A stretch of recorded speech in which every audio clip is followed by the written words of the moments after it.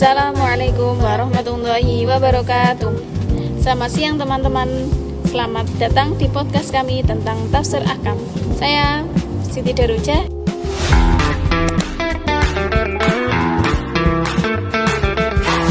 Dan rekan saya Ayu Ruliatil Afidah.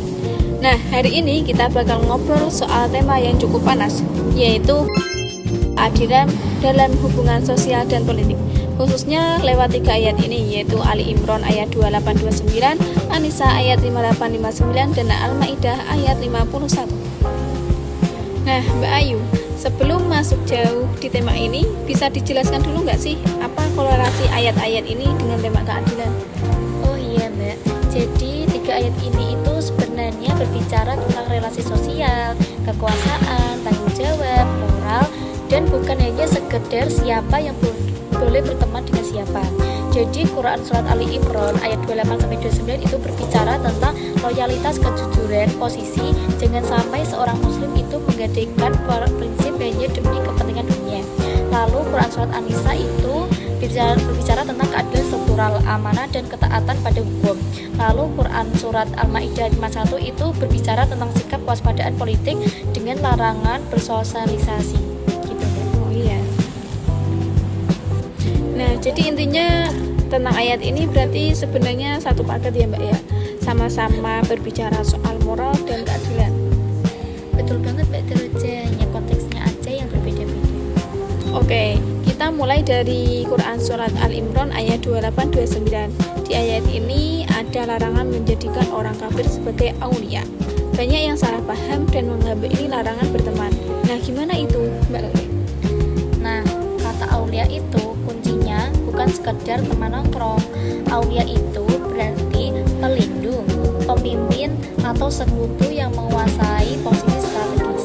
Ayat ini turun di masa ketika sebagian orang muslim itu berpura-pura loyal ke kaum kafir yang memusuhi Islam demi keamanan pribadi. Gitu betul aja.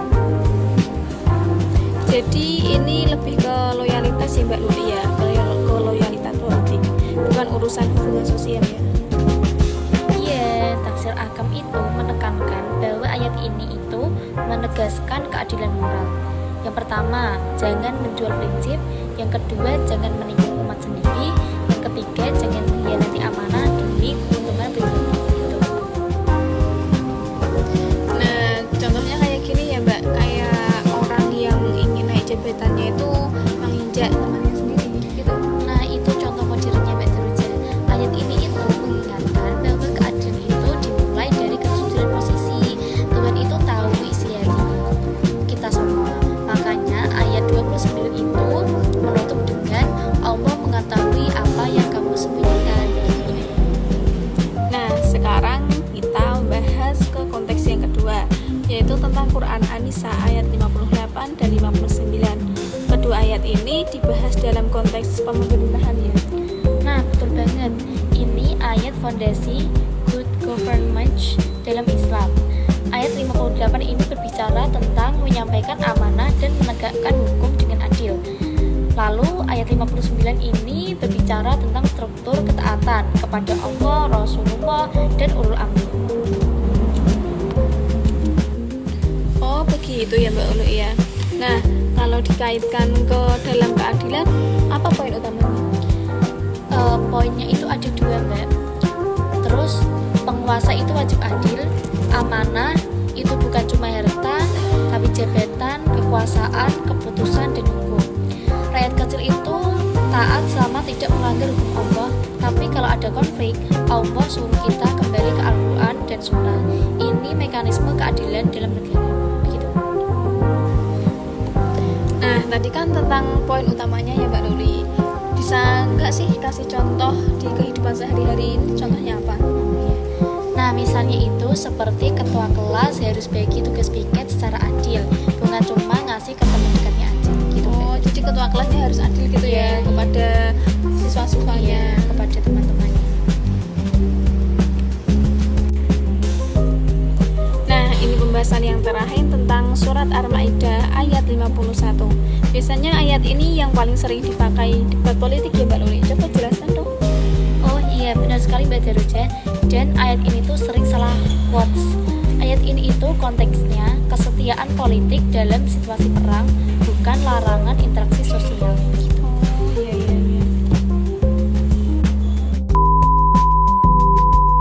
Jadi kenapa larangannya muncul, Mbak Luli? Nah, karena pada waktu itu Yahudi dan Nasrani tertentu itu, tapi bukan semuanya ya, itu sedang bersekutu memusuhi umat Islam. Jadi larangannya itu spesifik konteks, bukan universal untuk semua zaman. Begitu. Oh, lah, terus apa hubungannya dengan keadilan? Jadi keadilan itu berarti tidak memberikan kontrol strategis kepada pihak yang terbukti ingin menjatuhkan atau menghancurkan pihak lain. Jadi bahasanya sekarang, jangan pilih pemimpin yang punya konflik kepentingan jelas. Jangan memberi posisi kepada orang yang sudah pernah mengkhianati kita. Begitu. Berarti ini bukan soal agama seseorang ya, Mbak ya, tapi soal resiko keadilan. Nah, betul sekali. Jadi tafsir Akam itu selalu melihat konteks ayat. Contohnya menjaga keamanan, keadilan, dan stabilitas umat. Begitu. Baik, berarti kalau diringkas itu kesimpulannya dari ayat ketiga dalam tema keadilan ini secara garis besarnya yaitu Ali Imran, yaitu tentang keadilan moral, jujur pada prinsip dan loyalitas. Kalau An-Nisa itu tentang keadilan dan struktural dalam kepemimpinan dan ketaatan hukum. Nah, kalau di Al-Maidah ayat 51 tentang keadilan dalam kesetiaan politik dan keamanan. Gitu. Jadi semuanya itu berbicara soal integritas, bukan kebencian pada kelompok tertentu ya, Mbak Luli ya. Nah, tepat sekali.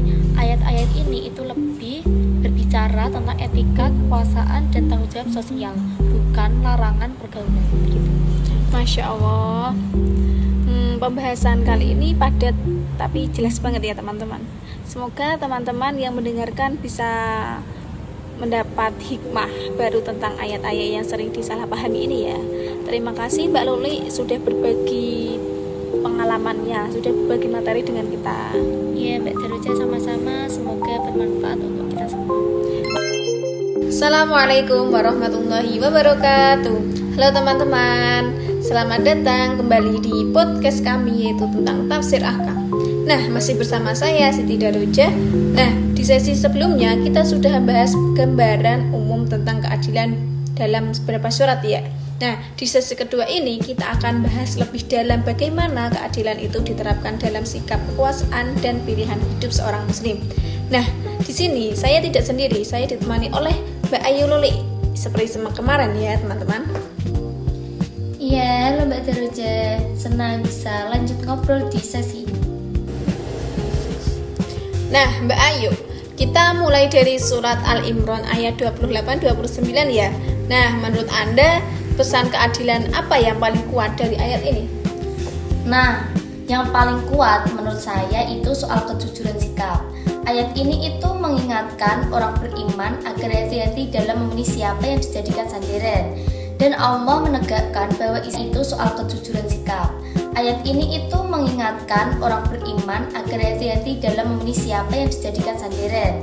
Dan Allah menegakkan bahwa isi hati manusia itu diketahui olehnya. Begitu, Mbak Daroja. Oh, berarti adil itu bukan cuma terlihat dari luar ya Mbak Luli ya, tapi juga soal niat ya.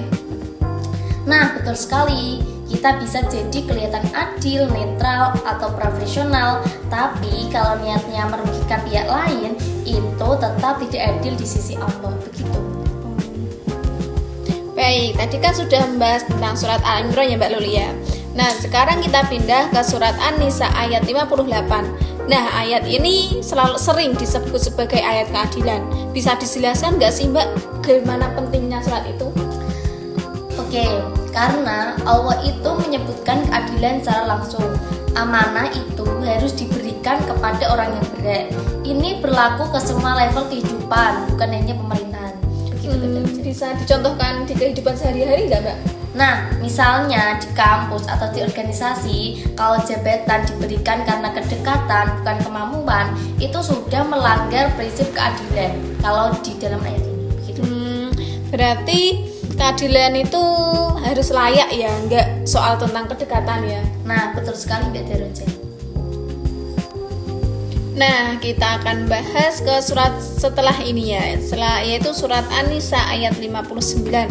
Nah, ayat ini kan sering bicara tentang ketaatan, tapi masih sering disalahpahami. Boleh dijelaskan nggak sih Mbak penjelasannya tentang ayat ini? Nah, Islam itu mengajarkan taat, tetapi tidak membenarkan ketidakadilan.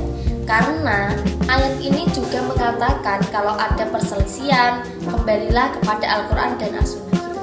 Berarti artinya keadilan tetap jadi ukuran pertama ya Mbak? Nah, betul. Kalau pemimpin menyimpang dari keadilan, maka kritik yang baik itu justru bagian dari menjaga amanah. Nah, selanjutnya kita bahas tentang Quran Surah Al-Maidah ayat 51 ya. Nah, ayat ini kan sering memicu tentang perdebatan. Bagaimana memahaminya secara adil, Mbak Luli? Nah, kuncinya itu ada pada kata awali, yang berarti pelindung atau pemimpin, bukan sekedar teman. Ayat ini itu turun dalam konteks pengkhianatan dan ancaman terhadap umat muslim.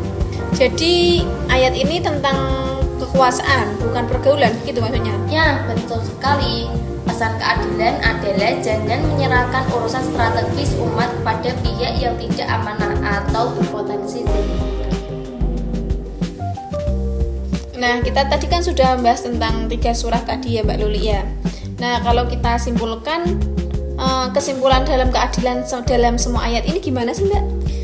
Keadilan dalam Islam itu selalu berkaitan dengan niat yang lurus, amanah yang dijaga, dan keberpihakan dalam kebenaran. Berarti adil itu harus tegas, tidak kasar, melindungi tanpa menzalimi ya. Cara memilih pemimpin yang benar gitu ya Mbak Luli ya. Nah, kita kan tadi sudah membahas ke dalam sehari-hari ya. Nah, kalau kita kaitkan dengan dunia kampus, bagaimana sih Mbak Li? Bagaimana mahasiswa bertanya kepada ayat-ayat ini? Relevan nggak sih ayat-ayat ini untuk memilih ketua, pengurus organisasi, atau pemilih lembaga kampus? Nah, ini tuh malah sangat relevan sekali Mbak Teruja. Prinsipnya itu sama, hanya skalanya berbeda. Kampus ini miniatur di dalam masyarakat untuk nantinya.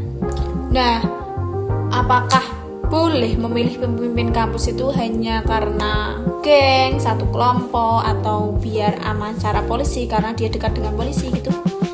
Nah, seperti yang sudah saya jelaskan tadi di awal tadi, dan ini tuh nyambungnya dengan surat Ali Imran ayat 28-29. Ayat ini tuh mengingatkan agar tidak menjadikan kepentingan kelompok sebagai sandaran utama, apalagi sampai merugikan keadilan bersama. Berarti ayat ini menegaskan untuk tahu isi hati manusia gitu. Nah, iya, jadi memilih pemimpin itu karena motif tersembunyi, misalnya demi keuntungan pribadi atau sudah tidak adil walaupun kelihatannya itu rapi dan aman. Berarti tidak boleh ya Mbak Luli memilih karena kedekatan, karena akraban gitu? Oh, sangat tidak boleh Mbak Teruja.